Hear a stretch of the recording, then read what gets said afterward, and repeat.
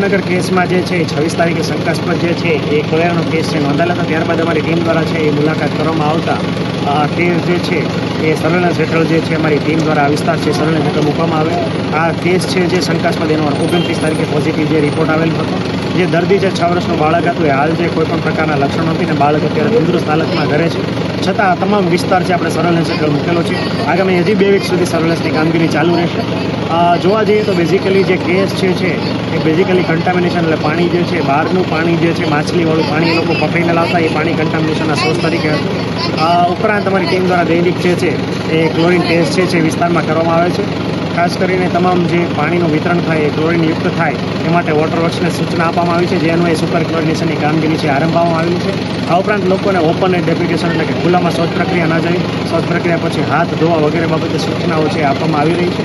આ ઉપરાંત ખાસ કરીને વિસ્તારમાં સ્વચ્છતા માટે સોલિડ વેસ્ટ શાખા દ્વારા સઘન કામગીરી માટેની પણ સૂચનાઓ છે આપવામાં આવી છે।